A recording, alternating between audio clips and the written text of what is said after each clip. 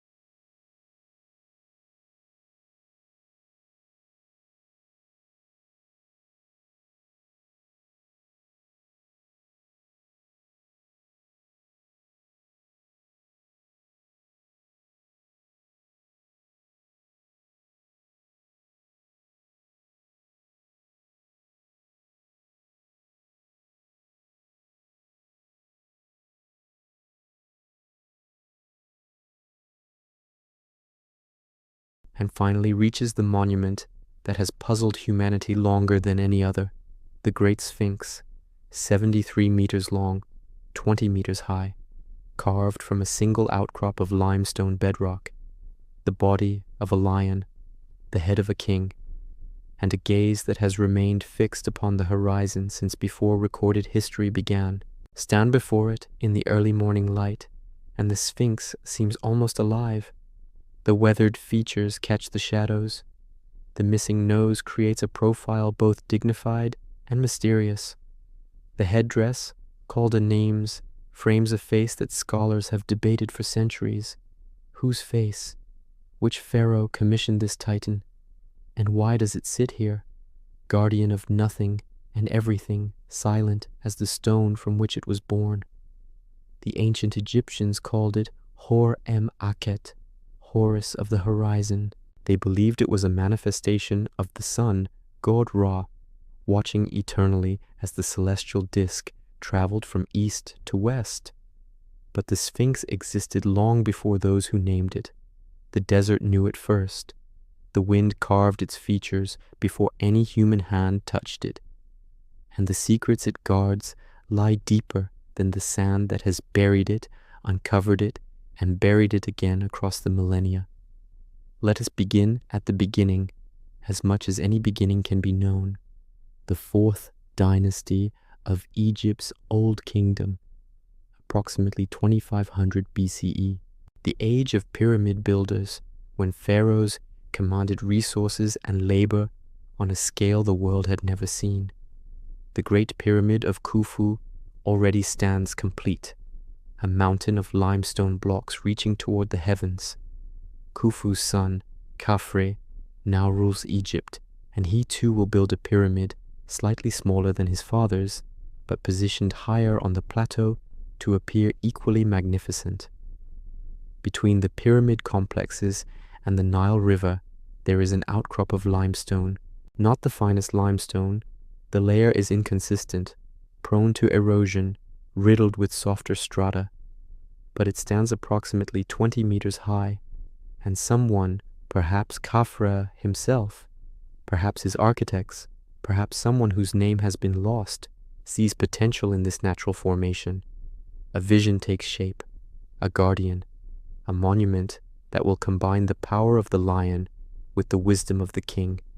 The lion, apex predator of the desert fringes, symbol of royal strength throughout Egyptian history. The king, divine ruler, intermediary between gods and mortals. Together, they will create something unprecedented, a sculpture so massive it will require no interior chambers, no stolen blocks, only the careful removal of everything that is not the Sphinx. The work begins. Imagine the scene. Hundreds of workers descending upon the outcrop with copper tools and stone hammers, the ring of metal on stone echoing across the plateau, dust rising in clouds that catch the merciless sun, foremen shouting instructions, priests making offerings to ensure the gods smile upon the endeavor, and slowly, laboriously, the Sphinx begins to emerge from the bedrock like a creature waking from geological slumber. They work from the top down and the outside in. First, they excavate a massive trench around the outcrop, creating a quarry that will provide the stone blocks for the temples and causeways of Khafre's pyramid complex. The deeper they dig, the more the Sphinx takes form. The body stretches eastward, front paws extended, haunches gathered beneath it in the eternal posture of repose and readiness. The leonine form emerges with surprising grace for something so monumental. But the head requires different skill entirely. This is not mere removal of stone. This is portraiture on a colossal scale. The sculptors work with precision, carving the royal headdress, the ceremonial beard, the features of what most scholars believe is Khafre himself. The eyes are wide, alert, gazing toward the rising sun. The nose is prominent, the cheekbones high. The expression is serene, authoritative, eternal. Yet something is already wrong, even at the moment of creation.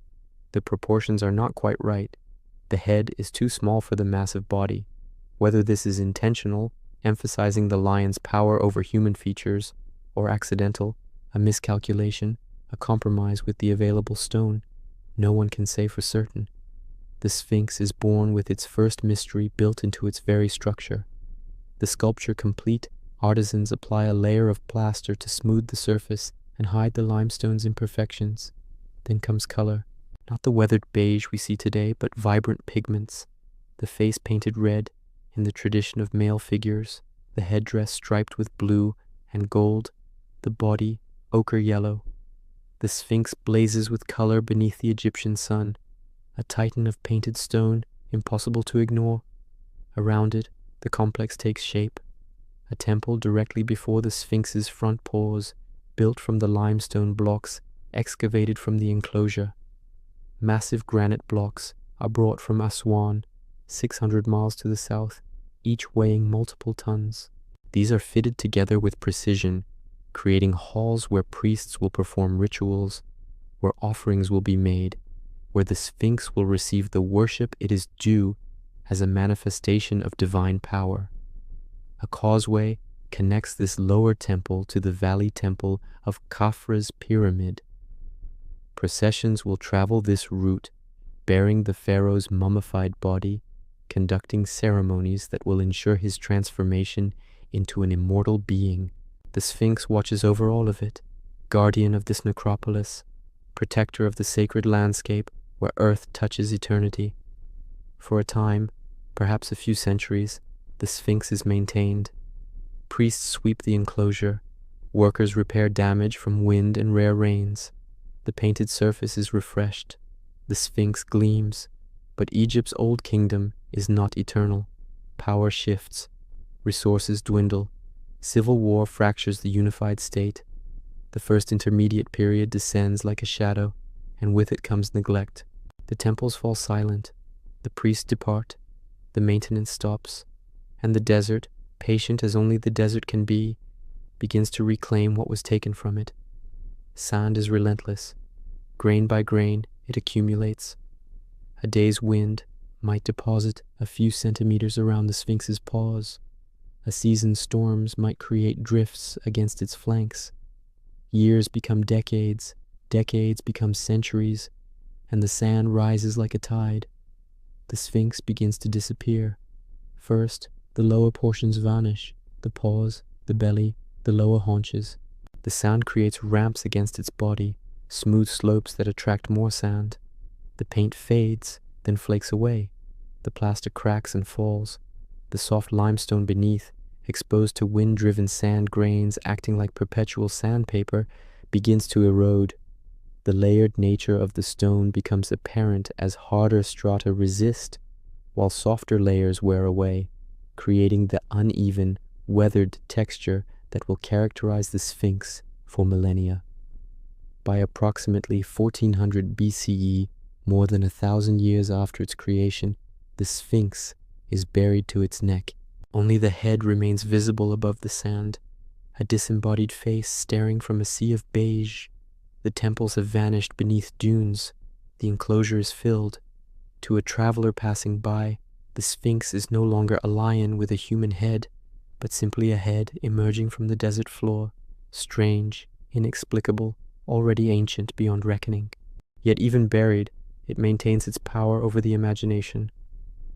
The New Kingdom pharaohs see it and wonder. They know, from fragmentary records and persistent oral tradition, that this monument is old, older than their dynasties, older than their grandparents' grandparents could remember. But who built it? Why? The answers have already been lost to time's erosion. A young prince arrives at Giza. His name is Thutmose, and he is not the designated heir to Egypt's throne. He is perhaps the fourth or fifth in line, a royal son with military training, but little expectation of wearing the double crown. On this particular day, he is hunting in the desert near the pyramids. The sun climbs high. The heat becomes oppressive. Thutmose seeks shade, and the only shade for miles is the shadow cast by that strange head protruding from the sand. He dismounts. He sits. He sleeps. And in his sleep, he dreams. The god speaks to him. The Great Sphinx, for even buried, even forgotten, it remains divine, addresses the prince. The dream will later be recorded on a granite stela placed between the Sphinx's paws, and the text survives to this day. Look at me, contemplate me, O my son Thutmose. I am your father, Hor-em-akhet, Khafre, Ra, Atum. I shall give to you the kingship upon the land before the living. You shall wear the white crown and the red crown. The sand of the desert upon which I have been founded has covered me up. Promise me that you will do what I wish in my heart. The bargain is clear. Uncover me, and I will make you Pharaoh. Thutmose awakens.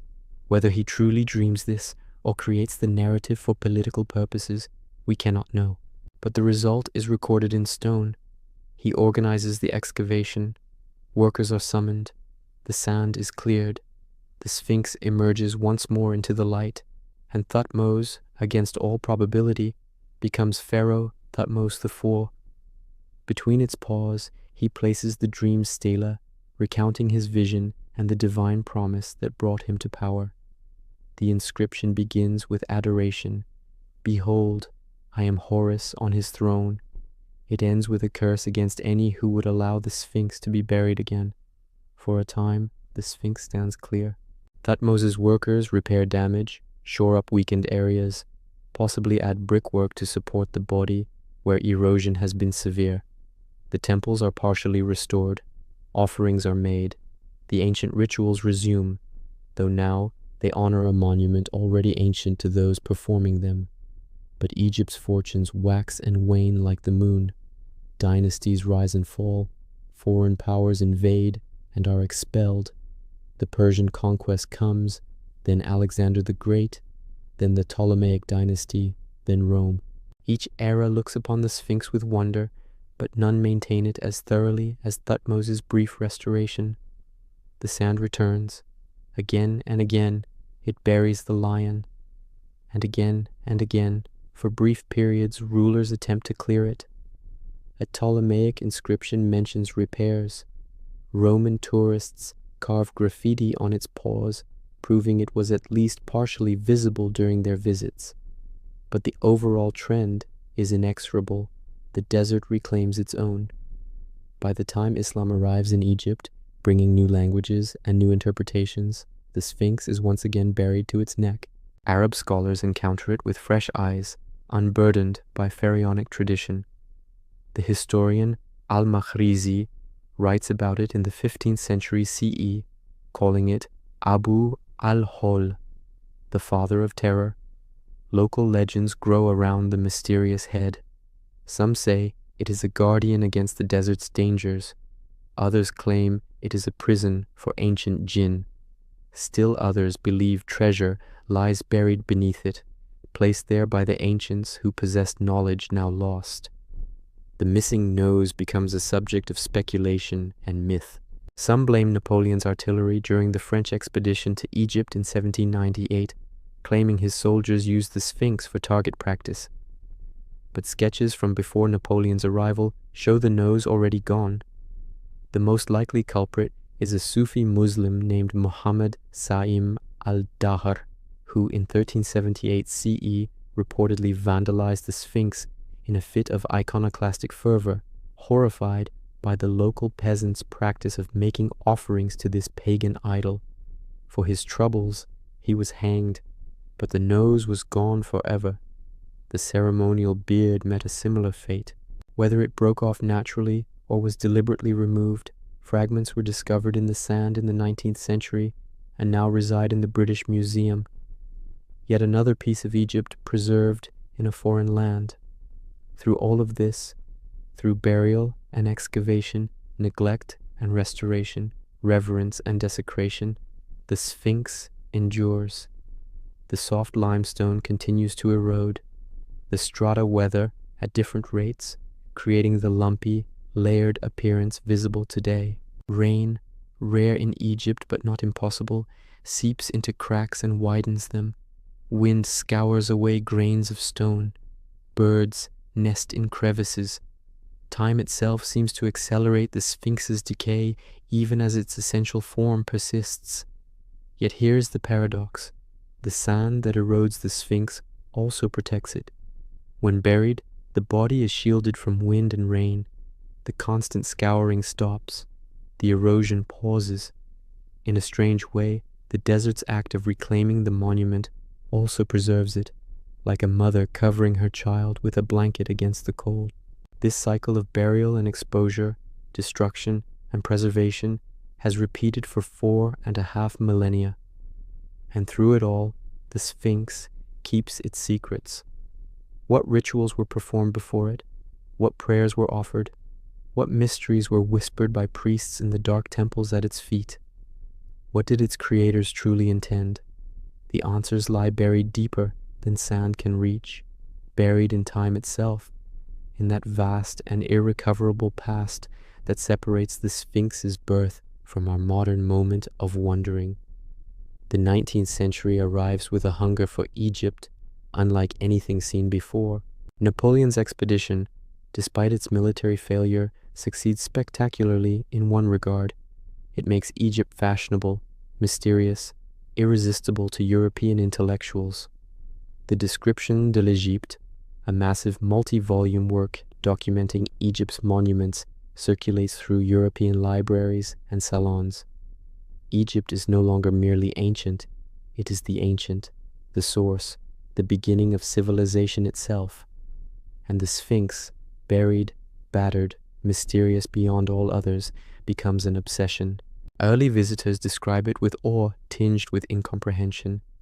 The Italian adventurer Giovanni Belzoni, famous for moving massive statues and discovering tombs, visits Giza and attempts to excavate the Sphinx. The sand defeats him.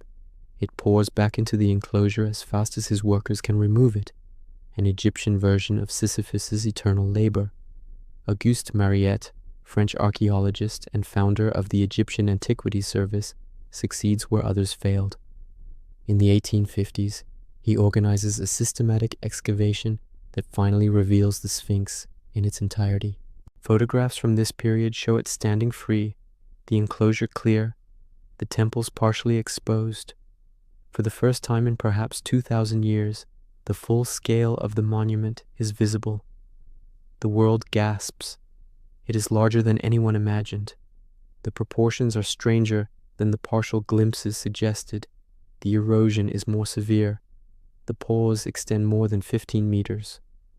The body shows damage that goes beyond simple weathering. The southern flank, in particular, is severely deteriorated, with layers of stone fallen away completely. Questions multiply faster than answers. Who built it? The traditional attribution to Khafre faces its first serious challenges. Some scholars note that the face doesn't quite match other known representations of Khafre. The proportions seem wrong. Could it be older? Could it predate the 4th dynasty entirely? Or could it be later, a 3rd intermediate period creation using an Old Kingdom body? Why is it here? The standard explanation, guardian of Khafre's pyramid complex, feels incomplete. Lions were guardians, yes, but of this specific type, in this specific location. And why facing east, toward the sunrise, rather than toward the pyramid itself? How was it made? The sheer scale of the excavation required to create the Sphinx begins to sink in. The quarry around it removed approximately 200,000 cubic meters of limestone. Even with thousands of workers and decades of labor, the logistics are staggering. How did they plan it? What techniques did they use? How did they achieve such monumental scale with such primitive tools? And perhaps the most haunting question of all, what does it mean? The Sphinx is not functional. Unlike a pyramid, it contains no burial chamber. Unlike a temple, it hosts no rituals within itself. The rituals take place before it, not inside it. It is pure symbol, pure representation, pure art on a scale that defies practicality. What drives a civilization to commit such resources to something that serves no purpose beyond meaning?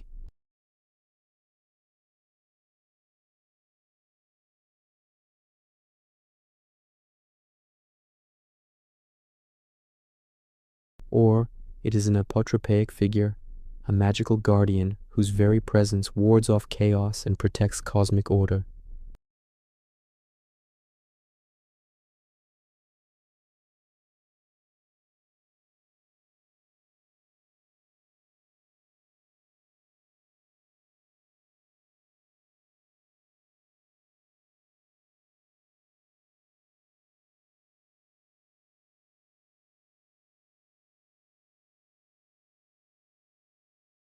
Engineers studying the monument note something peculiar. The erosion patterns don't match expectations. The Sphinx and its enclosure show weathering that looks less like wind erosion and more like water erosion, vertical weathering patterns characteristic of rainfall.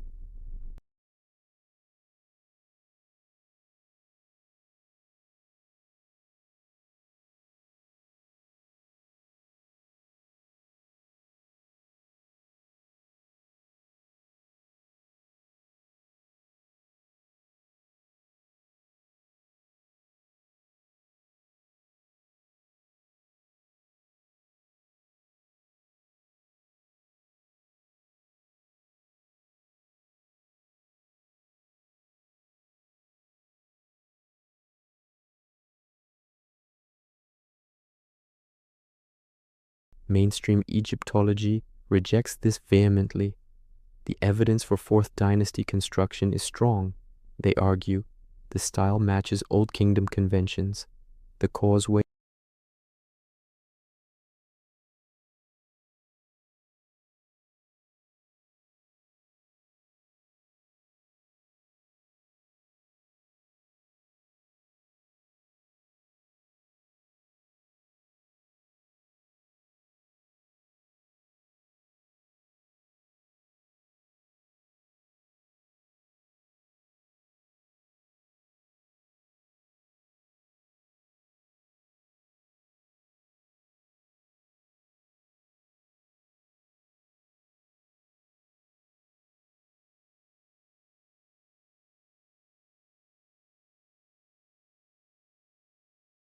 Perhaps this is the secret the Sphinx guards, not a hidden chamber filled with treasure, not an ancient text explaining lost wisdom.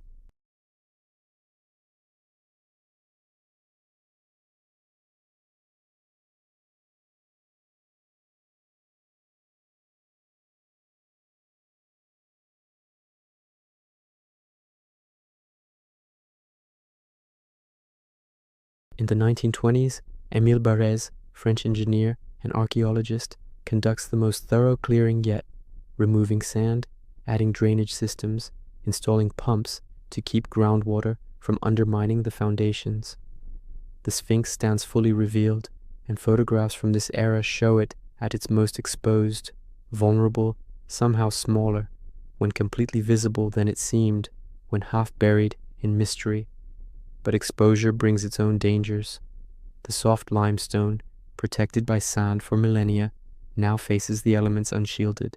Blocks begin to fall, cracks widen, Modern restoration becomes a constant battle.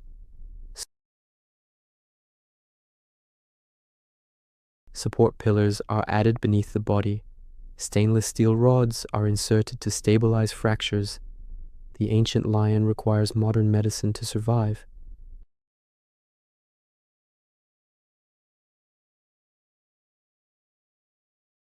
Tourists can no longer touch it, climb upon it, or approach too closely.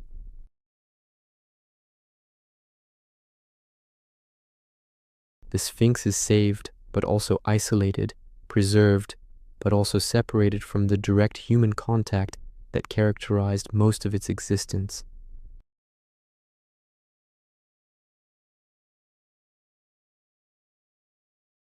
The leonine profile against the pyramid backdrop becomes one of the world's most recognizable images, reproduced on postcards and posters, textbooks, and travel brochures.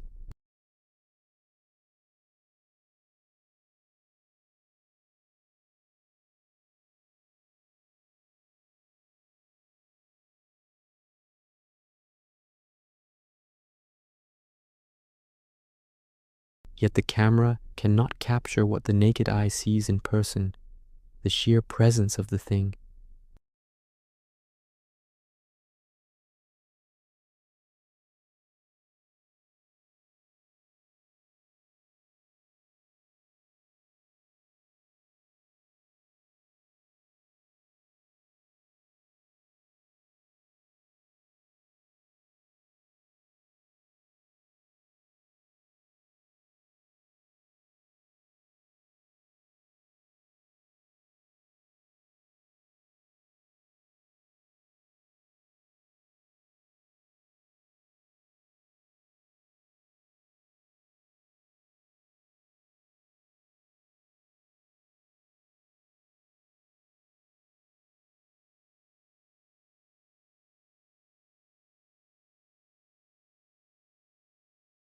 The vendors and tourist buses, the tickets and photographs, the academic debates and restoration projects, all of it recedes.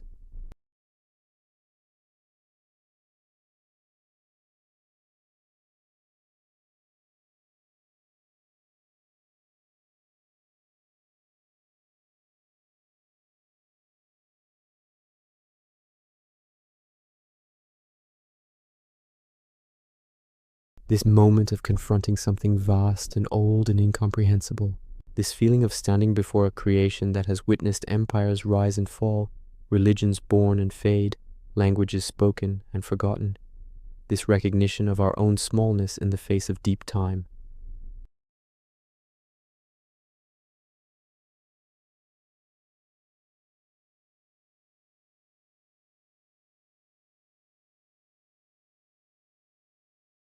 Beneath the Sphinx, the bedrock is not solid. Limestone is porous, riddled with natural fissures and caves, shaped by water over geological timescales. Ancient Egyptians knew this. They carved their subterranean tombs into such rock, exploiting natural weaknesses, expanding cavities, creating the labyrinthine necropolises that honeycomb the cliffs along the Nile. Does the Sphinx conceal such spaces? The possibility has tantalized explorers since the 19th century.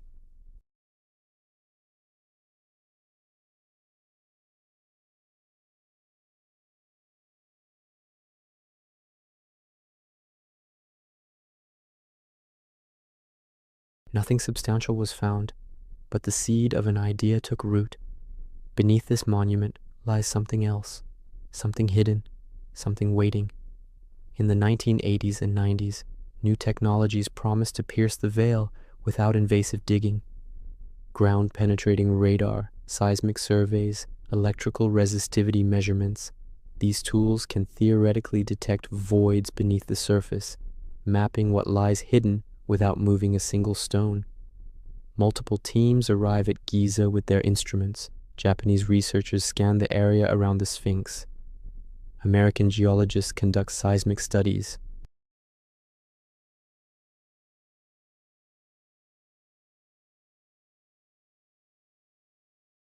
The bedrock beneath and around the Sphinx is not uniform.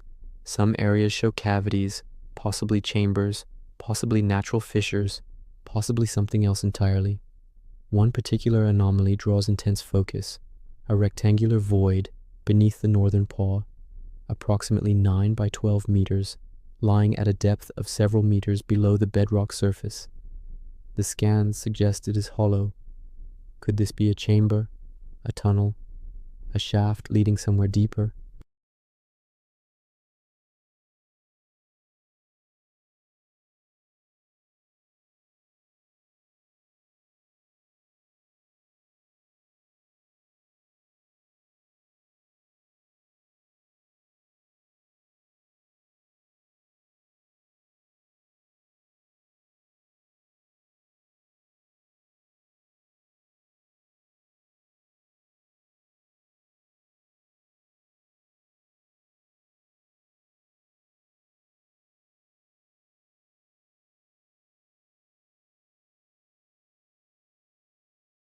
But absence of evidence is not evidence of absence, and the human imagination abhors a vacuum.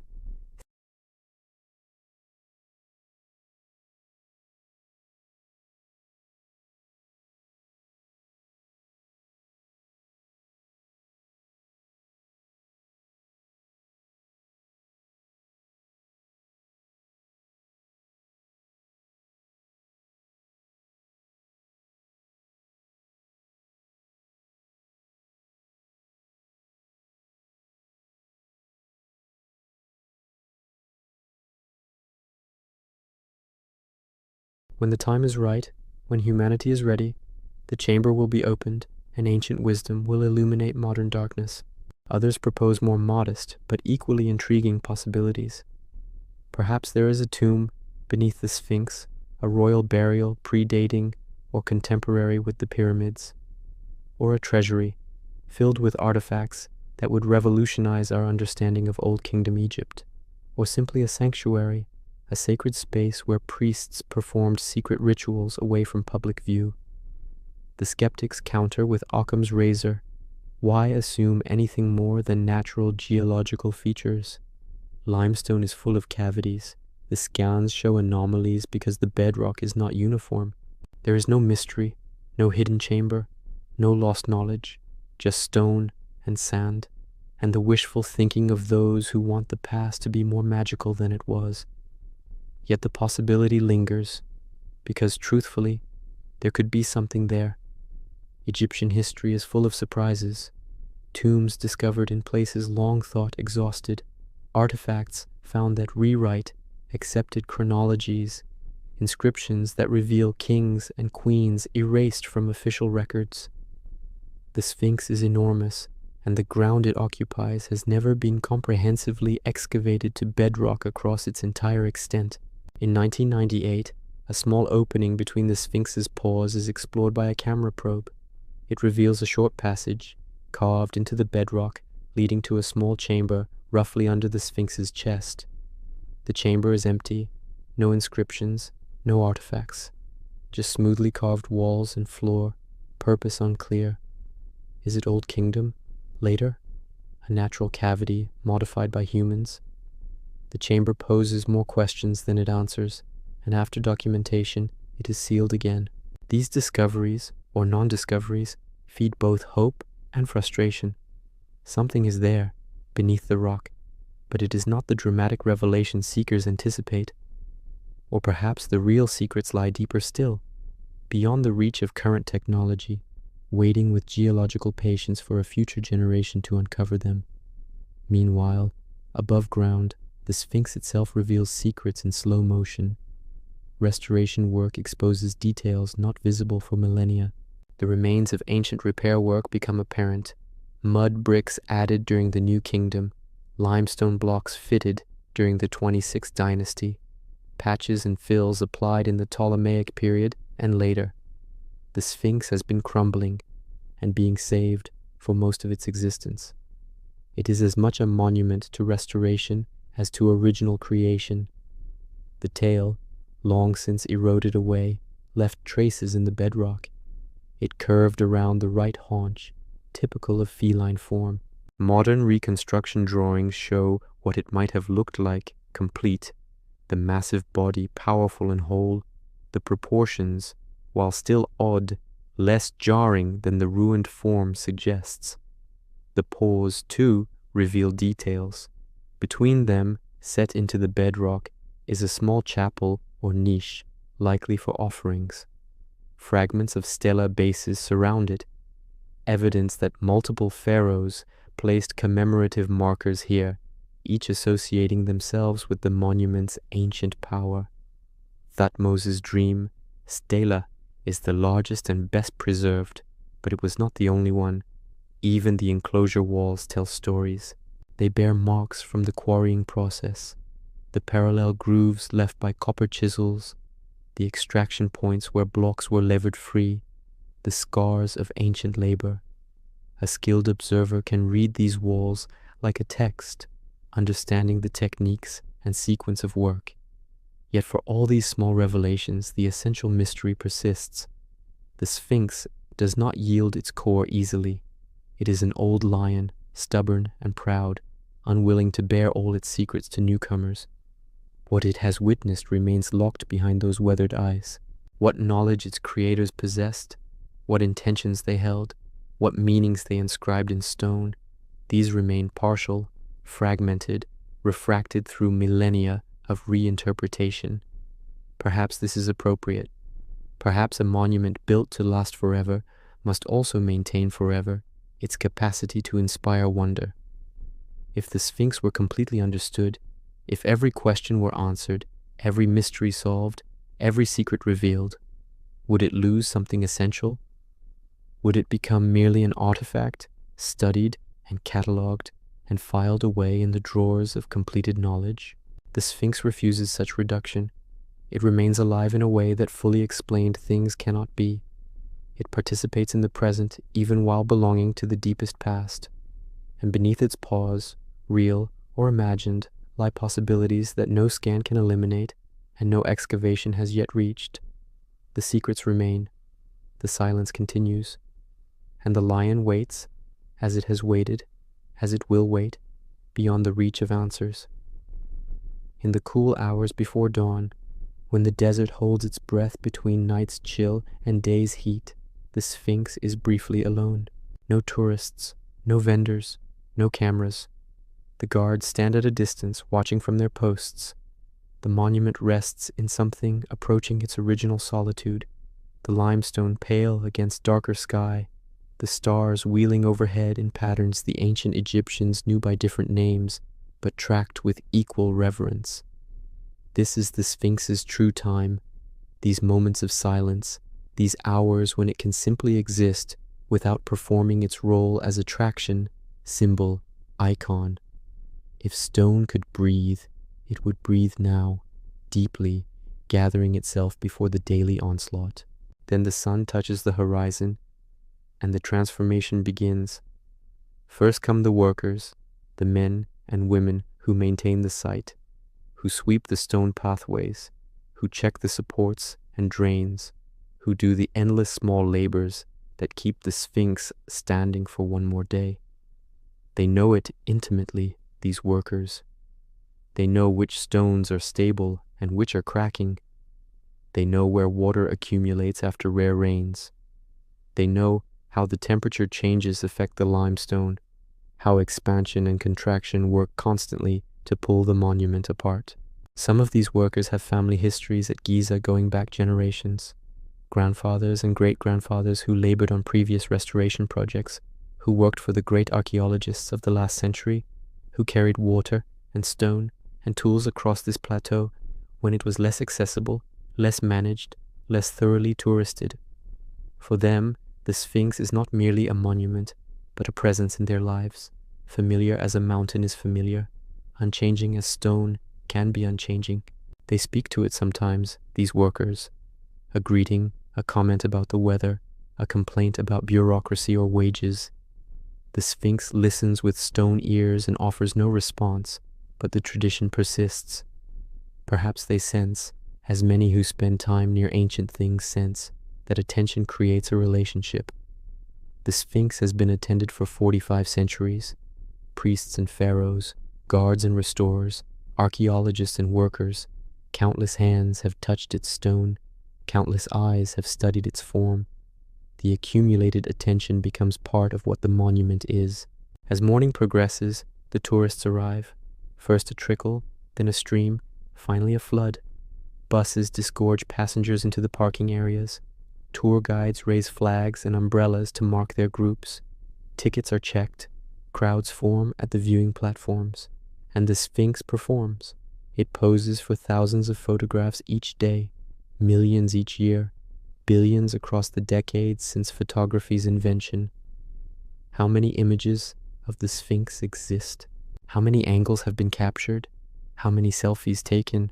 How many group photos arranged? How many professional shots composed with perfect light and framing? The Sphinx may be the most photographed object in history, its weathered face appearing on more screens and prints than any human face ever has. Yet somehow, the photographs fail. They capture the form, but miss the presence. They show the scale, but cannot convey the weight of time. A photograph of the Sphinx is always somehow less than the Sphinx itself, flattened, diminished, made manageable in a way the actual monument refuses to be. The tourists respond to this gap between image and reality in various ways. Some are disappointed. It's smaller than expected, they say, or more damaged, or less impressive than the photograph suggested. They take their required photos and move on, checking Giza off their bucket list, already thinking about the next destination. Others are awed. They stand silent, staring, trying to process what their eyes report.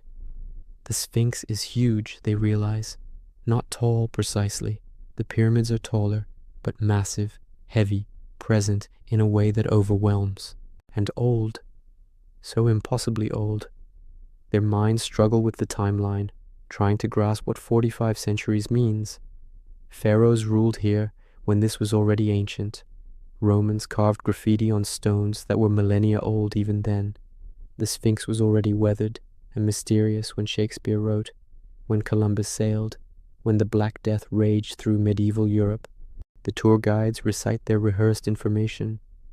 They speak of Khafre and the Fourth Dynasty, of the limestone quarry and the construction techniques, of the dream Stela and Thutmose IV, of the missing nose and the various theories. They point out the pyramids in the background, explain the complex layout, mention the restoration efforts. Some guides are passionate, bringing history alive with their enthusiasm. Others are weary, repeating the same script for the 1000th time, their words worn smooth like the Sphinx's own features. Children react with pure wonder. They have no historical context, no archaeological understanding, no complex theories. They see a giant lion with a human head, and that is enough. That is magic.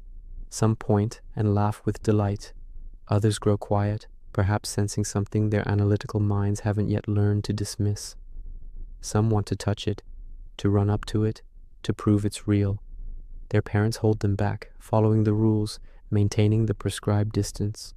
What would the continue 12:20 p.m. ancient Egyptians think if they could see this?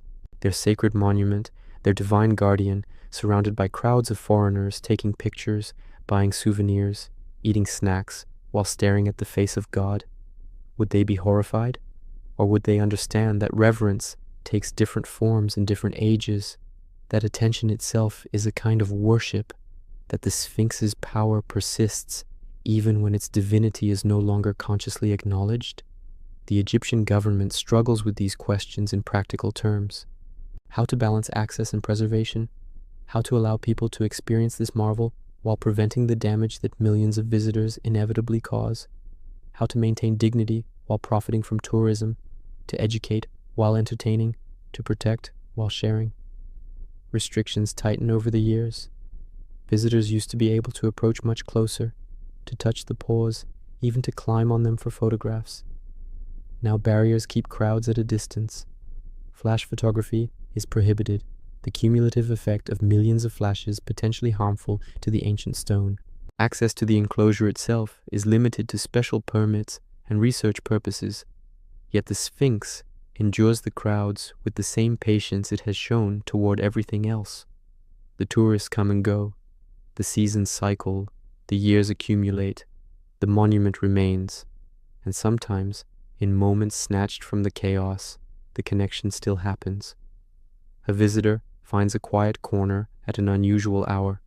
The crowds thin, the light changes, and suddenly the Sphinx is no longer a tourist attraction, but a presence, a thing that lives in stone, a question carved large enough to withstand millennia. In that moment, the visitor joins a chain of witnesses stretching back to the monument's creation, people who have stood here, looked up, and felt the weight of time made tangible. These moments are the Sphinx's true purpose, perhaps. Not the grand theories, not the archaeological discoveries, not the tourist revenue or national prestige, but these individual recognitions, these small awakenings to the reality of deep time and human ambition, and the strange persistence of art across ages that should have erased it. The sun climbs higher, the heat intensifies, the crowds shift and churn, guides check their watches, organizing departures and arrivals. The Sphinx waits through it all, as it has always waited, as it will wait tomorrow and the day after and the centuries to come, silent, patient, eternal. The Greeks who visited Egypt in ancient times saw the Sphinx and recognized a kindred mystery. They had their own Sphinx in their myths, a creature who asked travelers a riddle and devoured those who answered incorrectly. The hero, Oedipus, alone solved the riddle. What walks on 4 legs in the morning, 2 legs at noon, and 3 legs in the evening? The answer was human, crawling as an infant, walking upright in maturity, using a cane in old age. Having been bested, the Greek Sphinx destroyed herself, hurling her body from a cliff. But the Egyptian Sphinx asks a different riddle, one that has no single answer, one that cannot be solved and dismissed. The riddle is simply, why do I exist? Why build something so massive for no functional purpose? Why spend the labor of thousands, the resources of a kingdom, to create a symbol? Why give it this particular form? Lion body, human head, that strange fusion of animal power and human consciousness. Why orient it eastward, greeting the eternal sunrise? Why place it here, on this plateau, guardian of this necropolis? And beneath these questions lies the deeper one. Why does it survive? Buildings crumble, statues are toppled, even pyramids, those most durable of human constructions, lose their facing stones and interior treasures. Yet the Sphinx endures, not despite its vulnerability, but somehow because of it. The soft limestone that should have eroded away completely has instead weathered into a form that, while damaged, retains its essential character. The head survives when heads are typically the first parts to fall. The body, though battered, maintains its leonine pose. Some force seems to protect it. Not divine intervention. The Sphinx is stone, subject to physics, vulnerable to time. But something else, something harder to name. Perhaps it is simply this. The Sphinx became an idea early enough, and powerfully enough that people could not bear to let it disappear. Every generation that might have abandoned it to the desert instead chose to dig it free.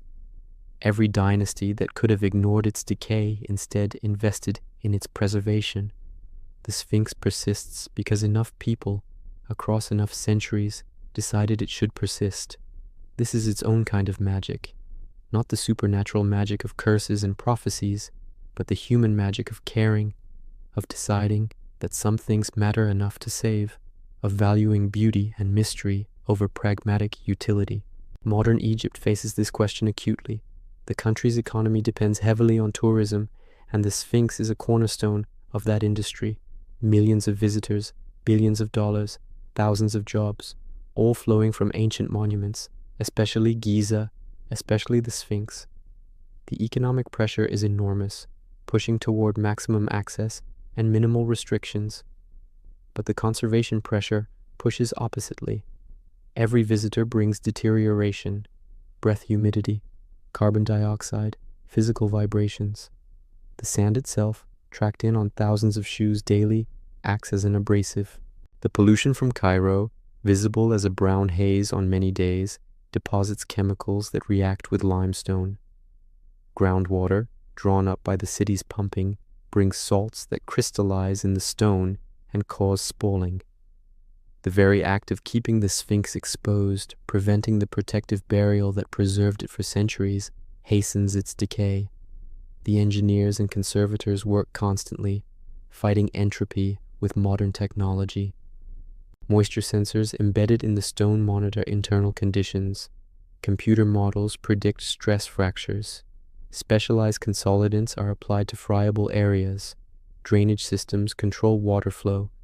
It is a battle against geology itself, against chemistry and time, and in the long run, it cannot be won. Eventually, despite all efforts, the Sphinx will erode beyond recognition.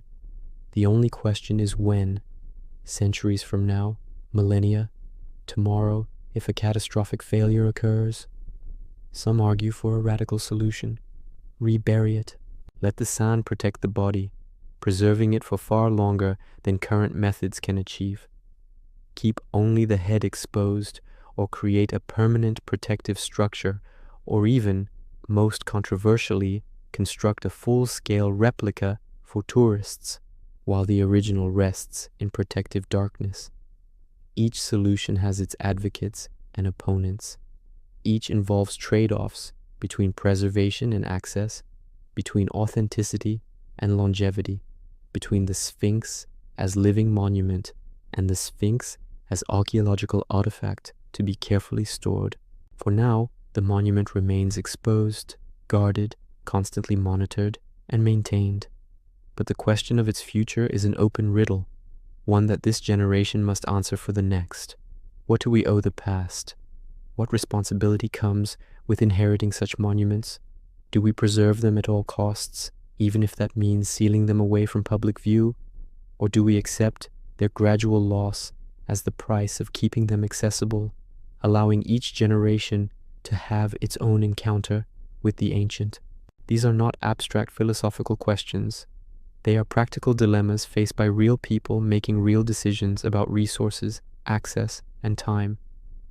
And underlying them all is the recognition that the Sphinx, despite appearing eternal, is not. It is mortal in the way all human creations are mortal. It will end, but not yet. Not today. Today it stands, and people from around the world come to see it, and children point at it in wonder, and scholars argue about it in journals, and workers carefully monitor its stones, and the sun rises to find it waiting, as it has risen for 45 centuries, as it will rise tomorrow. The riddle remains. Why does it move us? Why do we care about these old stones arranged in leonine form? Why does the sight of it stir something deeper than rational appreciation of ancient engineering? Perhaps because the Sphinx represents something fundamental about human nature. We build, we create, we invest stone with meaning, we make things that outlast us, reaching toward immortality, even knowing we cannot grasp it. The Sphinx is us, writ large in limestone, ambitious and vulnerable, powerful and eroding, eternal in aspiration and temporal in fact. Or perhaps it represents the mystery we long for in an age of answers. It reminds us that not everything can be explained, that some questions remain open, that the past guards secrets we may never recover. In a world increasingly mapped and measured, the Sphinx maintains its enigma, offering the gift of uncertainty. Or perhaps it is simpler still. Perhaps we respond to beauty, not perfect beauty, but beauty aged and weathered and persisting. The Sphinx is beautiful in its imperfection, in its damage, in the visible marks of time upon it. It shows us that beautiful things need not be pristine, that wear and weathering can add rather than subtract, that survival itself is a form of triumph. Whatever the answer, if there is an answer, the Sphinx guards it silently. It will not speak, it will not explain, it simply exists, massive and mysterious and entirely itself, inviting each generation to bring its own questions and find its own meanings. And that, perhaps, is the greatest secret it guards. That meaning is not hidden in chambers beneath its paws, but created in the space between the monument and the viewer, in the encounter between ancient stone and modern consciousness, in the endless conversation across centuries that makes the past present. The riddle remains, the silence continues, and the Sphinx waits, as it has always waited, for the next person to stand before it and wonder. The sun rises over Giza as it has risen since before memory. The light touches the pyramid first, Khufu's monument, the Great Pyramid, largest of the three, oldest of the surviving 7 wonders. The limestone glows gold, then white as the sun climbs higher. The light spills across the plateau, illuminating the causeways and the remains of temples, the excavation trenches and the restoration scaffolding, the barriers and pathways and infrastructure of modern management. It reaches the smaller pyramids, Khafre's and Menkaures, and the Queen's pyramids clustered beside them. It finds the Solar Boat Museum, the visitor center, the parking lot slowly filling even at this early hour. And finally, inevitably, it reaches the Sphinx. The eastern face catches the light first. The weathered features emerge from shadow, the limestone taking on warmth and texture. The eyes, which seem blind in certain lights, suddenly appear alert, aware, fixed on the source of illumination as they have been fixed for millennia. The headdress, the ceremonial lines of which are barely visible beneath erosion, suggests itself in the angle of the light. The body follows, the leonine haunches, the extended forelegs, the paws spread wide. The shadows between the damaged strata deepen, making the erosion more visible, making the Sphinx appear both more ruined and more powerful. It is ancient in this light, undeniably ancient, bearing its age with a dignity that transcends the need for perfection. Somewhere nearby, a guard sips tea from a thermos. A bird, perhaps an ibis, sacred to Thoth in ancient times, picks its way across the stone floor of the enclosure. The desert wind, which never entirely ceases, whispers over limestone that has felt such whispers for 4,500 years. Soon, the crowds will arrive, and the performance will begin again. But for now, in these last quiet moments, the Sphinx is simply itself, stone arranged by human hands in imitation of divine power, mortal in substance, reaching for immortality, achieving something between. What has it witnessed in its long watching?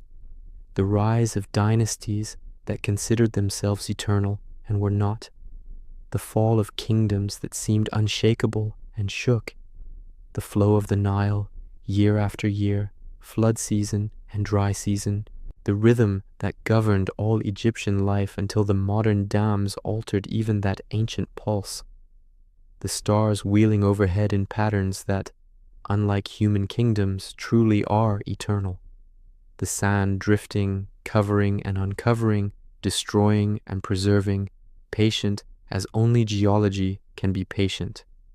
It has seen believers and skeptics, priests and archaeologists, pharaohs and presidents, pilgrims and tourists. It has received prayers and offerings, graffiti and photographs, reverence and vandalism, scholarship and speculation. It has been god and monument, symbol and artifact, mystery and icon. It has been buried and excavated, painted and weathered, worshipped and measured. And through it all, it has kept its own counsel. Whatever secrets it holds, whatever knowledge its creators encoded in its form and placement, whatever meanings generations have projected upon it, the Sphinx neither confirms nor denies. It simply is, occupying space and time with the solidity of stone and the persistence of an idea that refuses to fade. The light strengthens, the day begins, the Sphinx settles into its role as attraction, landmark, wonder of the world.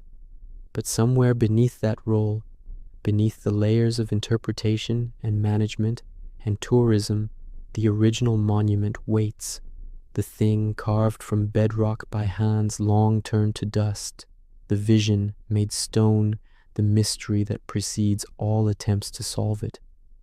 Perhaps that is enough.